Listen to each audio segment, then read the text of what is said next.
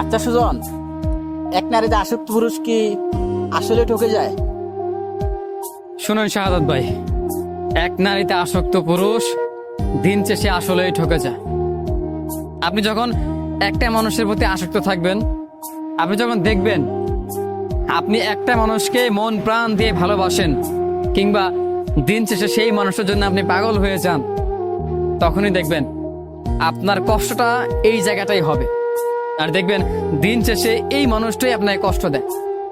আপনি চাইলেই হাজারটা নারীর পেছনে পড়তে পারবেন না, কিংবা হাজারটা নারীর মায়ায় আপনি পড়তে পারবেন না। দিন শেষে একটা মানুষের জন্যই আপনি কষ্টটা পাবেন। এক নারীতে আসক্ত পুরুষ কিংবা এক পুরুষে আসক্ত নারী আসলেই ঠকে যায়। ব্যাপারটা হয় কি জানেন, পৃথিবীতে হাজার হাজার নারী কিংবা পুরুষ আছে।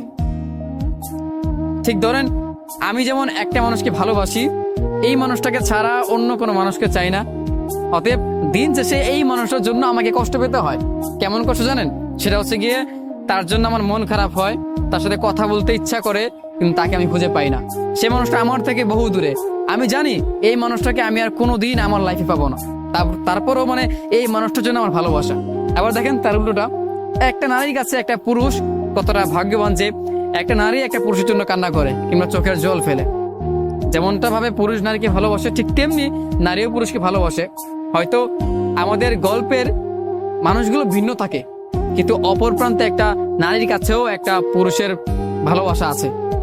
একটা নারীও একটা পুরুষের জন্য কান্না করে, দিন শেষে সেই পুরুষের জন্য নারীটা ঠকে যায়।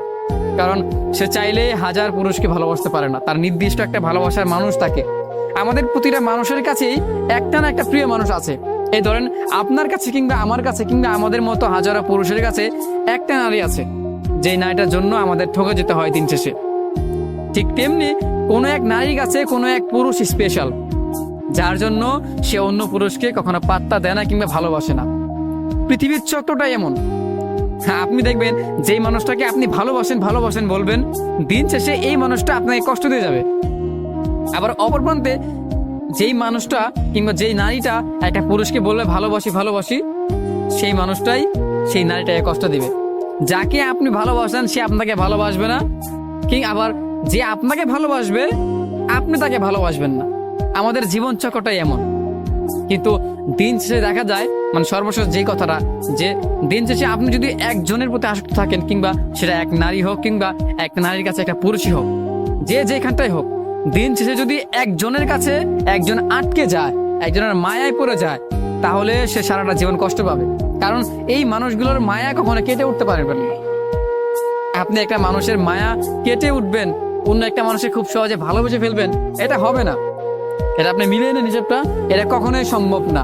একটা মানুষকে ভালোবাসবেন, আর সেই মানুষটার স্মৃতি, সেই মানুষটার মুহূর্তগুলো, সেই মানুষটার ভালোবাসা, কিংবা সেই মানুষটা একটা সময় আপনাকে ভালোবাসতো, এই ব্যাপারটা আপনার জীবনে মৃত্যুর আগ পর্যন্ত থেকে যাবে। হয়তো একটা সময়ের পর গিয়ে আপনার জীবন সঙ্গী হবে একটা, কিংবা একটা নারীর একটা পুরুষ জীবন সঙ্গী হবে, কিন্তু তারপরও বুকের বা পাশে কোনো একটা জায়গায় আপনার অতীতে থাকা মানুষটা, প্রিয় মানুষটা, ভালোবাসার মানুষটার স্মৃতি কিংবা তার একটু ভালোবাসা আপনার হৃদয়ের বা পাশে থেকে যাবেই। এইটা কখনো আপনি ভুলতে পারবেন না। আর এইটা ভুলতে পারবেন না বলেই দিন শেষে আপনি ঠকে যাবেন। দিন শেষে প্রতিনিয়ত আপনার কষ্ট পেতেই হবে।